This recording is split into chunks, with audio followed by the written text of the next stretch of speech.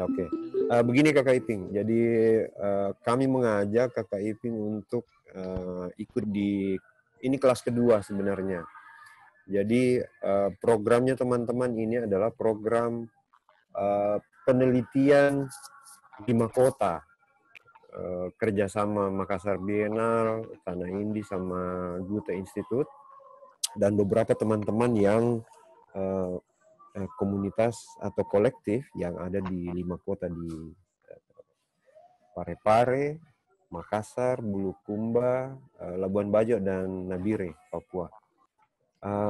Teman-teman Kakak Iping ini, panggilan saya ke Tasri Pintahara adalah teman angkatan saya di Sospol. Dia di antropologi, saya di HI. Dia sekarang associate professor di antropologi Universitas Hasanuddin, dan juga beberapa karya-karyanya terbit. Sesi ini mungkin Kakak Iping tinggal hanya sebenarnya ikut membantu saya mendengarkan teman-teman perkembangan-perkembangan. Jadi Skapur Siri itu perlu saya jelaskan, sebenarnya hanya menyebut, memudahkan penyebutan tentang tradisi obat-obatan tradisional, baik yang tradisi pengobatan tradisional, baik yang dalam bentuk mengkonsumsi herbal atau obat-obatan atau rempah-rempah tertentu, atau sampai pada laku atau gerakan yang mungkin repetitif atau gerakan yang dilakukan seseorang untuk menyembuhkan seseorang yang sedang disebut sedang sakit. Nah, teman-teman ini di 5 kota sedang meneliti itu. Nah, kemudian minggu lalu, selama minggu-minggu sebelumnya, kita meminta teman-teman untuk masing-masing kota untuk mengecek di daerah pantai, di daerah perkotaan, maupun di daerah pegunungan, bagaimana karakter-karakter itu gitu.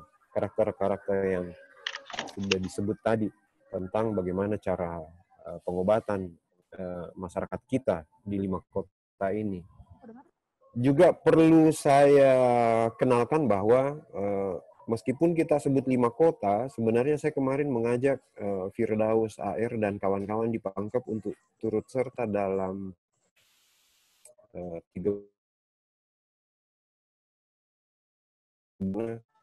proyeksi Makassar Biennale itu kan memang mengharapkan keterlibatan banyak teman, banyak kota, dengan begitu membuka kemungkinan dan kesempatan belajar bareng. Kita mulai ke Parepare, Ucang. Parepare balik, siapapun. Perkembangannya Parepare bagaimana?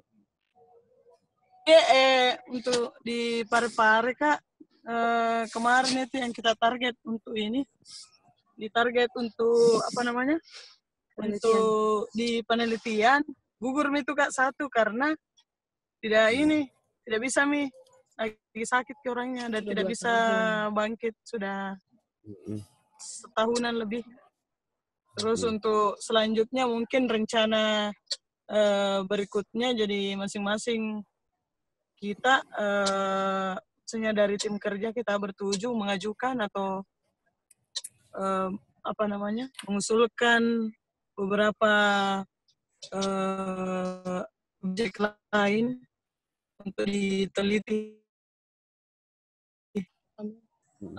Jadi kemarin ada beberapa ya Kak, termasuk ada yang dukun anak itu, yang mengurut nih. Ya, itu ada juga yang pengobatan media air. Kita fokus, misalnya kayak saya fokus di urut anak atau pengobatan anak. Soraya mungkin fokus di itu pengobatan media air, dan Ucang juga fokus di salah satunya. Jadi begitu Kak, cukup opsinya dari teman-teman di Parepare. Ya memang sih harusnya karena banyak tim, memang teman-teman yang ada di tim bukan fokus ke satu titik seperti new normal, tapi memang diharapkan sebanyak-banyaknya. Kita pindah ke siapa? Ochan, Nabire. Siapapun di Nabire. Kalau di Nabire sementara yang selesai sudah 1, itu daun baru. Kita lagi susun videonya. sama Daun tulisan paru. juga daun waru, Kak, waru-waru. Oh, waru, sorry. Ya, waru. Itu sudah selesai. Kemarin kita sudah ketemu sama narasumbernya. Cuma kita kemarin rencana mau cari yang praktiknya di tempat lain, tapi tidak dapat. Oke. Jadi kita dalami ke satu orang itu saja. Sementara lagi disusun. Kalau rencana ke depan itu ada Manfred, ada juga kayaknya di dalam sini kan. Manfred itu dia mau ada namanya daun gatal. Nabire daun gatal itu dia untuk kalau ada orang misalnya lemas, capek apa segala macam itu ditempel di badan, kemudian gatal-gatal itu yang kasih enak lagi. Nanti juga sambil tiap kota ya, maksudnya mumpung ada Kakak Iping, ya manfaatkanlah dia. Daus, saya kenalkan dulu nih Kakak Iping. Kakak Iping kemarin dia meneliti bedak basa ya. Tapi bedak basa yang kuning apa sih namanya?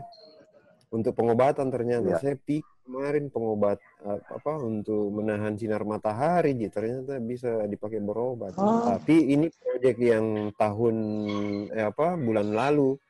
Nah, cuma sekarang kan saya bilang sama Firdaus untuk ikut, tapi meneliti yang lain karena lengkap nih temuan itu kemarin. Penelitian saya di Pangkep ini setelah diajak oleh Kakak Jim untuk terlibat, observasi awal kemarin hari Sabtu itu saya sudah lakukan. Saya sejauh ini 3 orang di Pangkep dan mungkin 1 orang terlibat lagi. Sejauh ini kami fokus pada satu pengobat tradisi. Itu fokusnya dia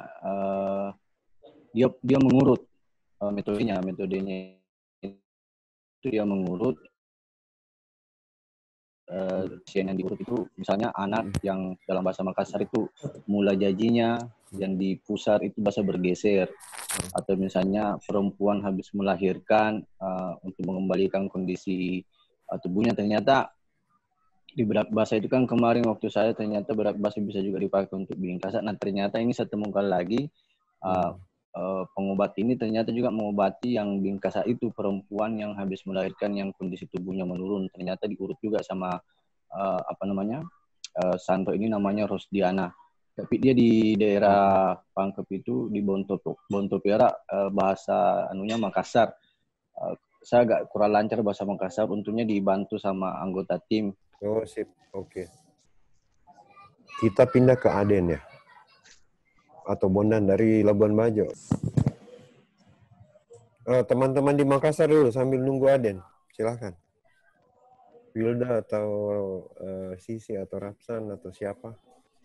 Mungkin saya dulu yang mulai dari teman-teman di Makassar. Tadi siang saya ke lapangan di Manuruki, bertemu dengan salah satu narasumber yang sebenarnya hari ini saya menemui 2 orang gitu, yang mempraktikkan pengobatan tradisional. Nah, saya datang pertama di Manuruki itu tadi bertemu dengan namanya Pak Erwin. Jadi sejak dulu sebenarnya ibunya itu seorang peramu obat. Dia bilang peramu obat, tapi ibunya sudah meninggal. Nah, pengetahuan meramu obat itu diajarkan ibunya ke ini Pak Erwin. Umurnya sekarang 54 tahun. 54 tahun. Nah, sebenarnya ini saya sudah ketemu sebelumnya waktu penelitian jaring herbal. Dia waktu itu menceritakan tentang resep-resep pengobatan tradisional ini dari berbagai tanaman herbal yang ditanam di depan rumahnya, dan resep itu berasal dari ibunya. Dia orang Jawa tapi lahir di Makassar. Ibunya orang Banjar, Jawa Barat kalau tidak salah, ibu dengan bapaknya. Terus dia pindah ke Makassar di Sudiang tahun 84, maksudnya ibunya. Terus dia lahir di Makassar di Sudiang. Eh, dan katanya dia punya buku kitab pengobatan herbal dari ibunya, tapi tadi dia belum sempat kasih lihat ke saya karena dia hanya punya waktu sedikit, 15 menit. Tadi saya hanya bisa ngobrol dengan dia menceritakan tentang riwayat keluarganya, kapan dia ke Makassar, dan obat-obat herbal itu dari ibunya itu diperhatikan sebagai apa. Nah, ternyata ibunya juga selain peramu obat, memang di keluarganya sejak dulu sering minum jamu, tapi jamu ini hanya untuk kesehatan keluarga, bukan jualan jamu. Orang yang kedua saya ketemu tadi di Paropo, dia tinggal di Paropo itu ada rumah sehat. Maksudnya di rumahnya itu ada papan rumah sehat. Nah, rumah sehat ini katanya itu programnya dulu Soeharto. Saya lupa tadi tahun berapa dia sebut. Nah, orang ini namanya Abdul Jabbar. Dia mengobati memakai medium air. Sama tadi mirip dengan ceritanya ke Daus di Pangkep. Maksudnya asal dari pengobatannya itu juga dia katakan itu, kalau bahasanya dia pakai itu adalah berkah atau amanah yang dititipkan. Dia dapat juga melalui mimpi. Teman-teman di Labuan Bajo bagaimana? Sepekan ini teman-teman masih meraba, Kak. Juga sebetulnya teman-teman pas lagi ada beberapa kesibukan, Kak. Hanya mungkin setelah rapat ini baru teman-teman ingin jalan secara teknis. Tapi masih meraba beberapa penelitiannya, topik penelitiannya. Masih yang kemarin misalnya caci, tari itu, terus sama herbal yang dibawa sama Kak Bondan. Juga tim kita masih belum terlalu intens di pekan ini, Kak, karena beberapa kesibukan di sini. Ada tambahan, Bondan?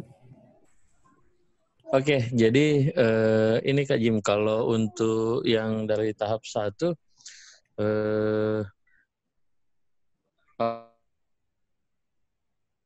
kalau kumpul intens kan ini pribadi tetap jalan. Saya sendiri lebih fokus kemarin ke soal Shopee itu. Nah, sudah ada beberapa narasumber sebenarnya, cuman belum sempat ketemu narsumnya. Tapi kalau mencari narsumnya sudah ada beberapa sih, Kak. Cuman belum sempat masuk ke itunya. Kalau di antropologi kita ada 2 pendekatan, emik dan etik. Kalau etik tadi banyak orang bercerita tentang obat dan aktor pelaku pengobatan dan pasien itu. Kalau etik itu kan jelas, misalnya terukur. Ada ukuran-ukuran secara medis ya yang dilakukan teman-teman medis. Tapi ini kita pure secara emik, pure bagaimana pandangan masyarakat yang terlibat dalam praktek pengobatan itu. Dalam hal ini hubungan antara si dukun atau pelaku pengobat dan orang yang diobati. Bulukumba, Muhammad Haritsa. Halo. Iya, silahkan. Perkembangan Bulukumba bagaimana teman-teman di sana? Jadi kita beberapa hari yang lalu kita sudah memfikskan tim kolektif. Jadi ada 7 orang yang terlibat untuk Bulukumba, 7 orang partisipan. Rencana ini sehabis ini kita mau kumpul dan diskusi.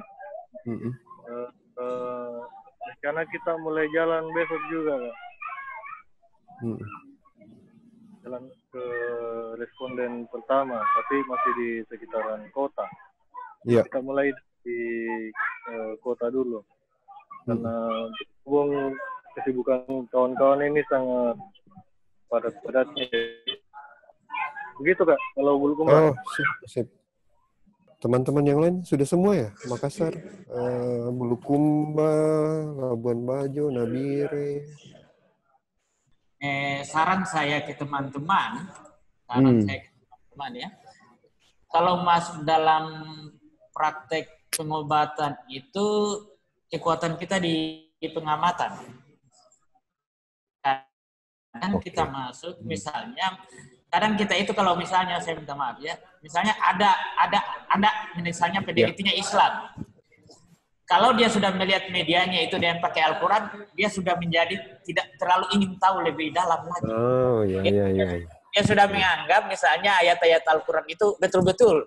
Sudah karena dia tidak bisa keluar dari dirinya seorang Islam itu, sehingga apa betul enggak ini tadi kita melihat sebuah fenomena itu kita bisa ambil bahwasanya betul enggak ini mengobati atau tidak. Nah, tadi yang perlu diperhatikan itu tadi teman-teman sudah menyebut memang ada dalam praktik pengobatan itu sebenarnya dari mana sumber pengetahuan itu.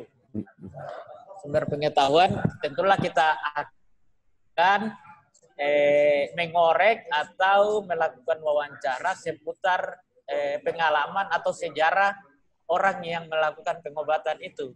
Dalam hal ini tanda kutip dukun atau apalah, sandro dan sebagainya.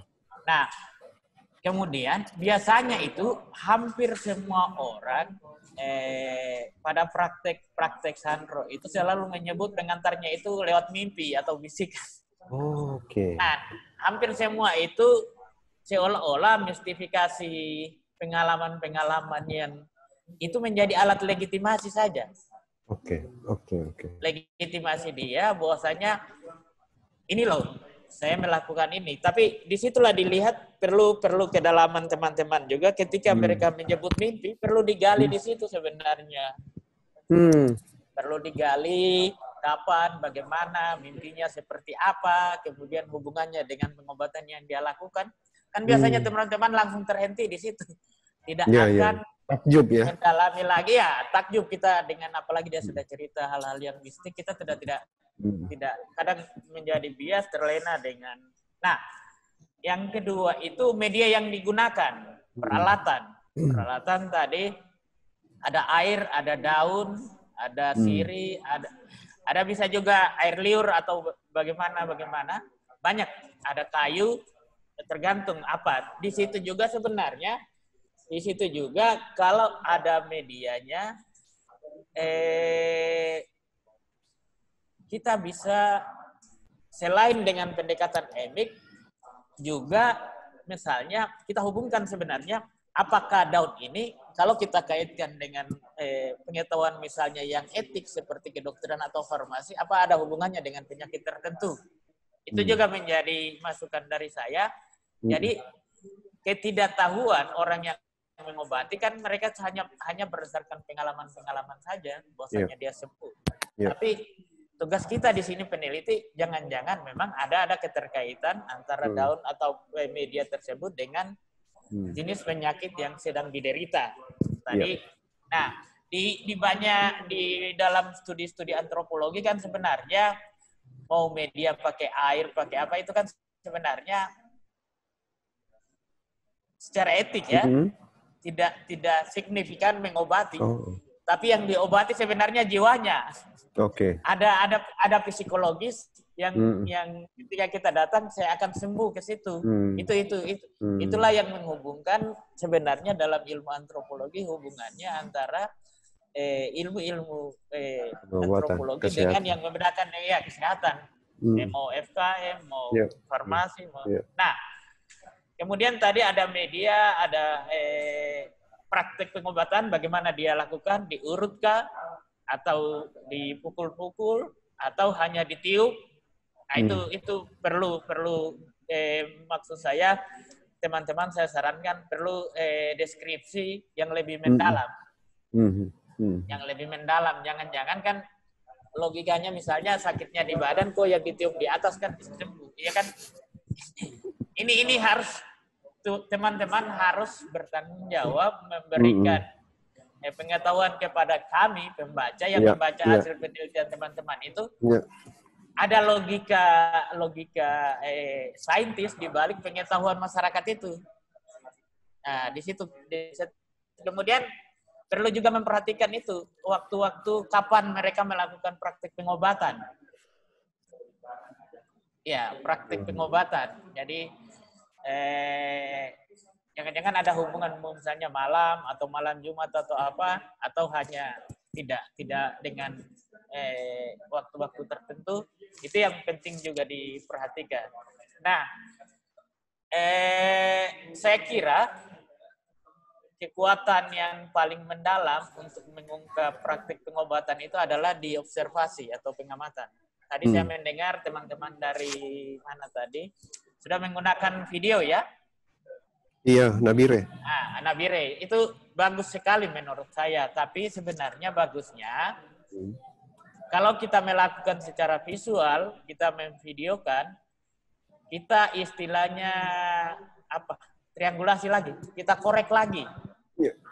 Jadi diputar ulang, kemudian ditanyakan ke narasumbernya atau bahasa penelitian informannya, ini apa?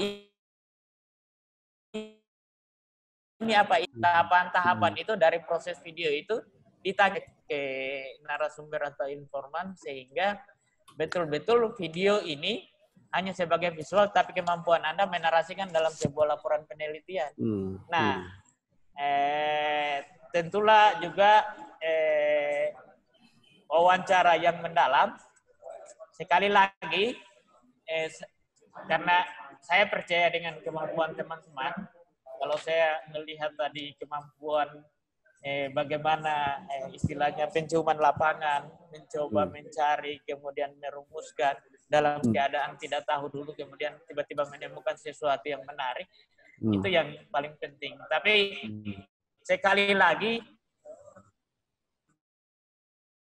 kita memperhatikan bagaimana kita tidak bias dalam struktur tadi. Misalnya doa, yang paling penting media doa, misalnya menggunakan kitab-kitab suci. Kalau sudah menggunakan seperti itu kan teman-teman biasa selesai nih. Tidak perlu lagi dibahas. Padahal sebenarnya banyak yang mau digali dari situ. Justru bagi saya sebenarnya kalau saya meneliti, yang membuat kita terhenti itu sebenarnya justru pertanyaan yang lebih mendalam.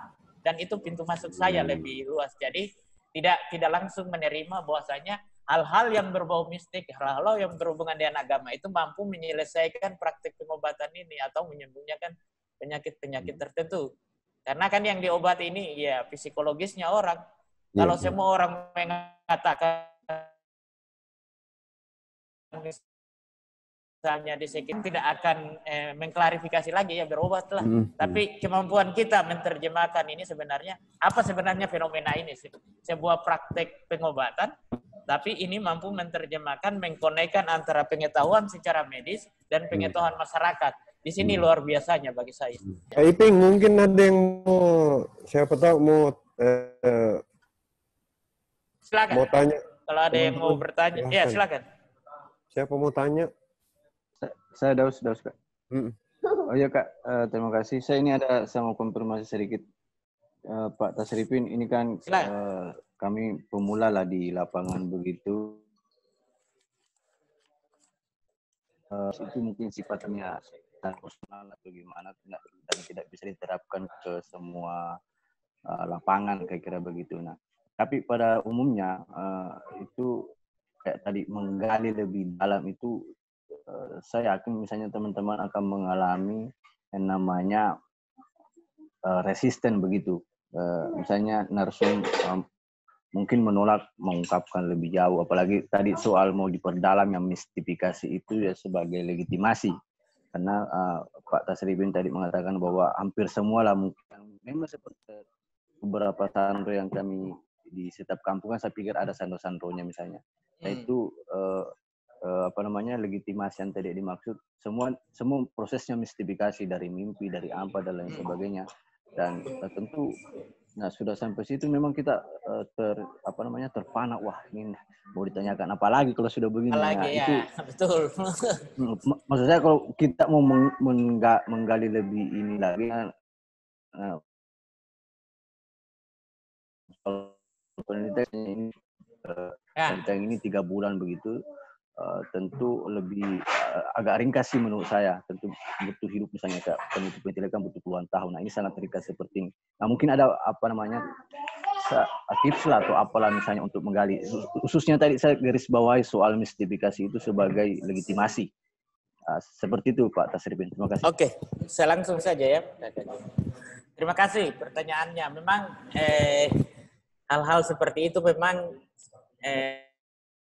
yang menyebabkan kita kadang kalau peneliti yang tidak terlalu penasaran atau tidak terlalu mau mendalam, sepertinya menganggap ini sudah selesai kalau sudah jawab. Tapi bagi saya punya strategi sebagai seorang peneliti. Kalau kita dapat kasus-kasus seperti itu, sebenarnya kita bisa menanyakan, menghubungkan sudah berapa apa mimpinya, kemudian siapa-siapa yang pernah kita coba mengkorek success story. Karena sebenarnya informan juga itu kalau diposisikan sebagai tempat kita berguru. Sekali lagi teman-teman jangan mendikte. Tempat berguru dan memposisikan dia di atas, pasti dia akan cerita. Karena kalau kita misalnya menyebut misalnya success story dengan cerita-cerita itu, pasti dia akan juga bercerita. Sebenarnya saya ini bukan orang sembarang loh. Nenek moyang dulu punya kekuatan-kekuatan ini. Itulah yang saya bilang tadi, bagaimana kita memposisikan dalam relasi kita dengan pengobat ini. Jadi, kita bisa mungkin menanyakan seperti apa mimpi-mimpinya, dan kapan berlangsung, apakah itu sudah berlaku pada sebelum dia, generasi keberapa, kemudian bagaimana dia praktekkan dalam pengobatan. Misalnya kalau dia sakit ini, tiba-tiba dia mimpi seperti ini, mungkin berdasarkan success story-nya dia. Ingat, artinya maksud saya, pengalaman dia menyembuhkan. Dia akan senang itu sebenarnya. Sebenarnya informan itu kalau kita mampu berada seolah-olah seperti dia dan mengungkap sejumlah hal-hal yang menjadikan kebanggaan dia, di situ kemampuan kita menghubungkan tadi hal-hal yang sakral atau keramat yang tidak bisa diungkap itu menjadi sebuah kekuatan bagi kita. Oh, ya. Baik, perkenalkan kan nama saya Regina.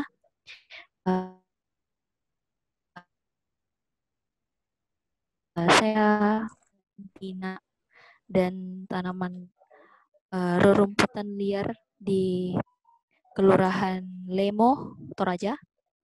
Nah, penelitian yang saya lakukan ini terkait dengan khasiat dari tanaman-tanaman herbal seperti itu yang sudah artinya tanaman ini tumbuh secara alami di hutan Toraja. Dan narasumber atau informan saya adalah seorang ibu, namanya Ibu Agustina.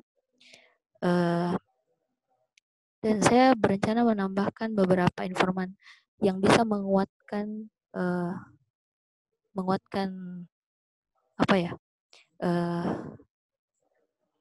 dugaan saya tentang khasiat dari tanaman atau dedaunan herbal ini.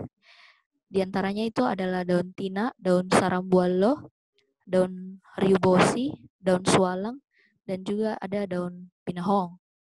Jadi menurut beliau itu saya mencari apakah di kampung itu ada sandro atau dukun seperti itu. Namun menurut penuturan beliau bahwa sekeluarga atau sanak saudara yang tinggal di Pangden atau di kampung itu tidak lagi mempercayai pengobatan yang dilakukan oleh dukun. Apalagi saat ini tidak ada lagi dukun yang tersisa di kampung karena sudah meninggal semua. Anak-anaknya pun itu tidak ada yang melanjutkan profesi orang tua. Adapun ramuan-ramuan herbal itu masih dikonsumsi saat ini, itu adalah warisan leluhur yang tertinggal. Dan itu diyakini bukan lagi sebagai hal yang mistis, namun masyarakat di sana itu sudah mengakui bahwa itu pemberian dari Tuhan untuk sarana pengobatan manusia. Jadi apa-apa yang disediakan di alam itu sudah bukan lagi dianggap sebagai bentuk kayak penyembahan berhala atau kayak mempercayai hal-hal tahyul seperti itu. Namun tentu saja ini perlu dibuktikan seperti yang sempat dibahas tadi bahwa harus ada pembuktian secara medis bahwa betulkah dedaunan itu bisa menyembuhkan.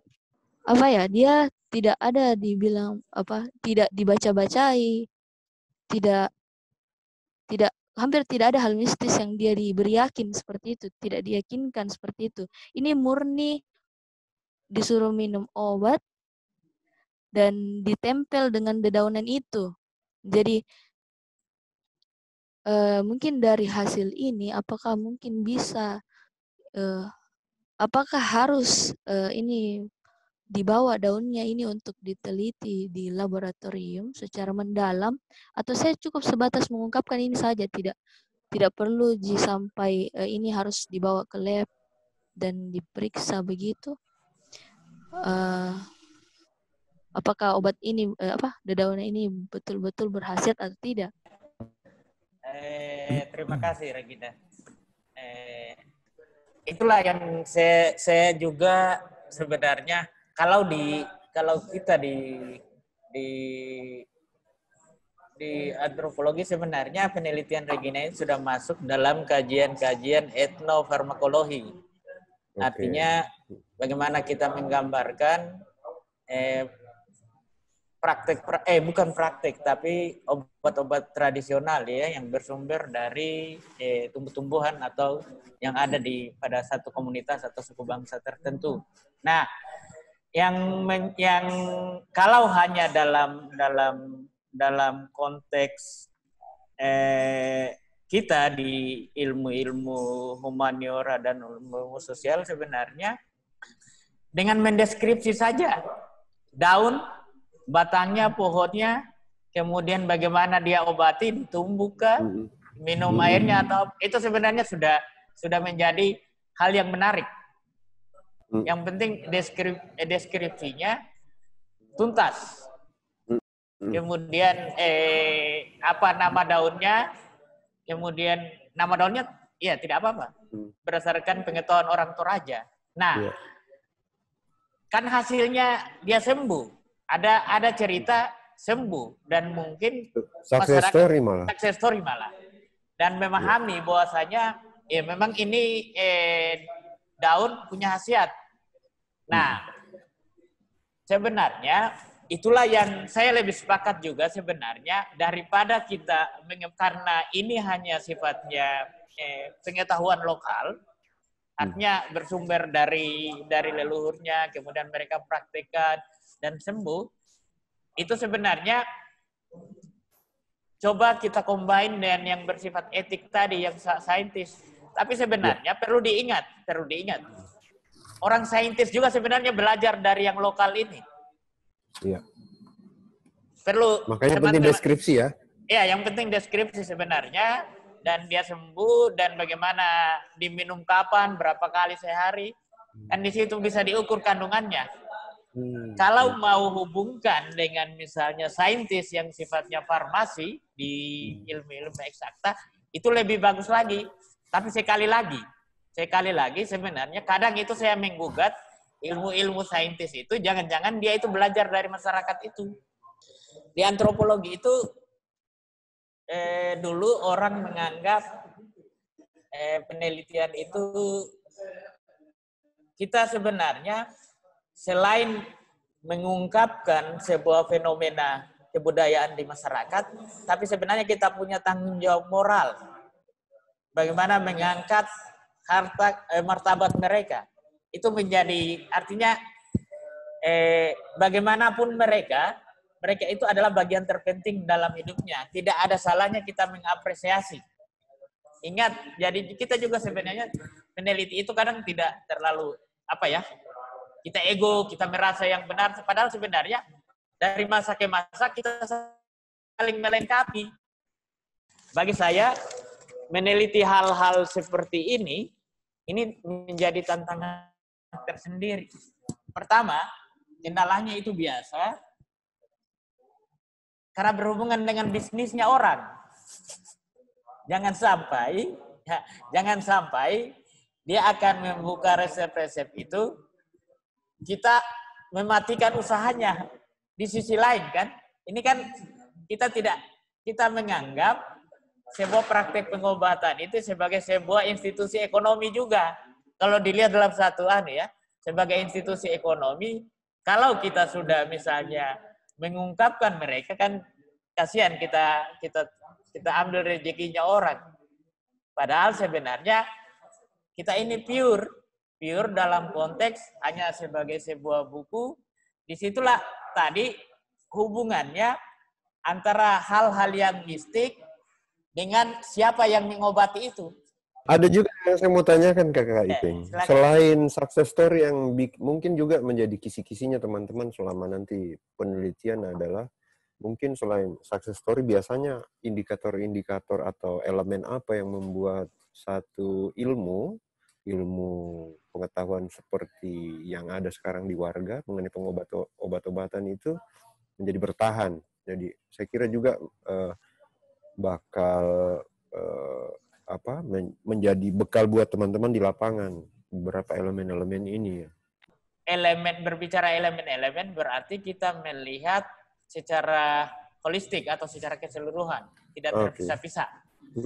Dalam arti begini, kalau dia hanya berhasil menyembuhkan sesuatu, kita melihat pasti ada komponen-komponen yang lain. Bisa apakah hubungan daun itu dengan aspek ekonomi, kemudian ekologis, kemudian sistem religi, kemudian tadi ekologis, sistem ekonomi, religi itu paling penting karena di banyak komunitas daun-daun itu menjadi media untuk praktek ritual upacara-upacara tertentu juga yang menghubungkan. Jadi di masa lampau. Jadi selain dia berhasil sebenarnya, mengapa praktik ini terus-menerus ada? Mungkin variabel-variabel ekonomi, religi dan ekologi itu mendukung bertahannya satu daun atau tanaman tertentu sehingga dijadikan obat. Ya, kayak kelapa kan, kelapa juga. Kelapa muda kalau Kasumbaturate ditaruh di atas juga orang percaya itu air kelapa. Padahal air kelapa banyak menyembuhkan banyak penyakit. Bukan cuma Kasumbaturate yang ditaruh di atasnya. Ya kan? Karena kita sudah, karena dia bertahan karena ini kelapa muda yang kecil. Biasa dijadikan sebagai upacara-upacara tertentu seperti pengambilan rambut. Makanya dia bertahan.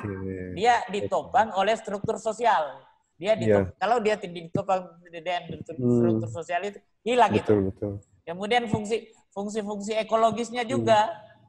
Jangan sampai memang mau bertahan juga kalau misalnya kerusakan lingkungan sudah menjadi tidak ada, orang akan menjadikan daun-daun yang lain sebagai pengganti.